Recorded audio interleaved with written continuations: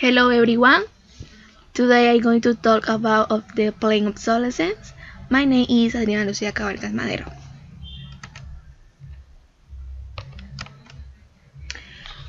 Well, what is playing obsolescence? We hear the following definition: playing obsolescence in the desire of consumer to own something a little newer, a little sooner than necessary. This shows that this concept has been accompanying all of our life, since we have all gone through a moment where we bought something simple by tendency, but not by necessity. Or in certain case, the company has been responsible for forcing us to make this type of purchase.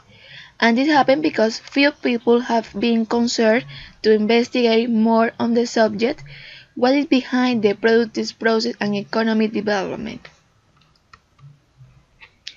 Okay, in this picture, we can see in a simple and detailed way how the process of planning obsolescence is structured.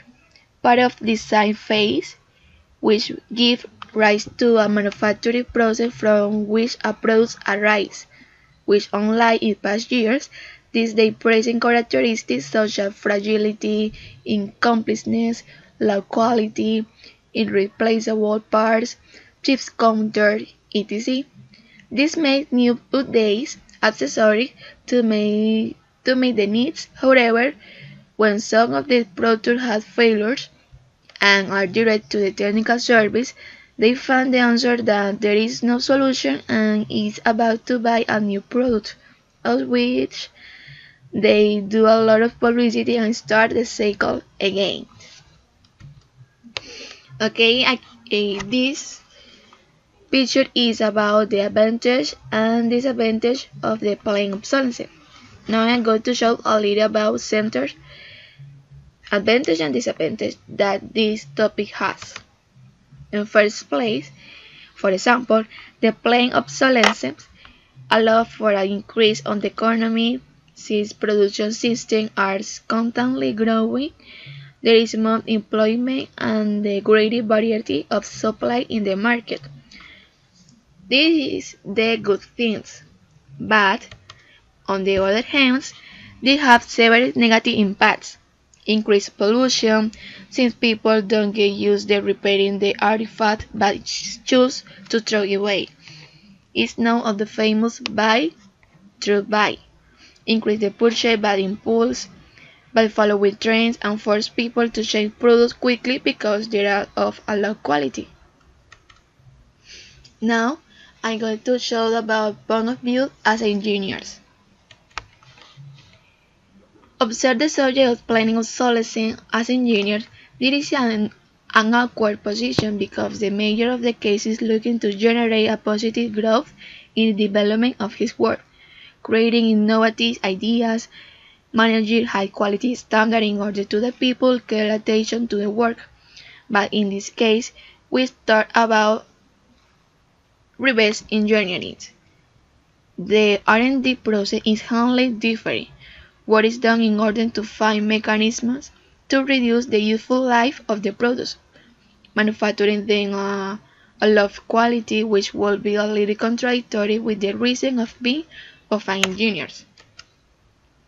So, in these ways, the most reasonable thing to keep the concept of playing obsolescence is to change the mentally, generate a new vision of how the behavior of consumers should behave. Move to buy, use, reuse, and repair. Start talking about economic circular, that the manufacturers take into account the waste that will generate so that this is reusable, is possible in 100%. Now, I'm going to show about a little example of the playing obsolescence, the most common. In first place, we can see function obsolescence in the printed. This is a famous case for the use of the chips counters. This is quality obsolescence for the bullet sock and the focus. This is very important because the low quality is very common in this product. This is about the psychological obsolescence. Is for the example most common is the fast cell phone change for the purchase for impulse. Now in the following video you will see clearly and easily how is the obsolescence playing in our life. How can you boost the sales volume of your products? It's very simple. Design them in such a way that consumers have to buy them again and again.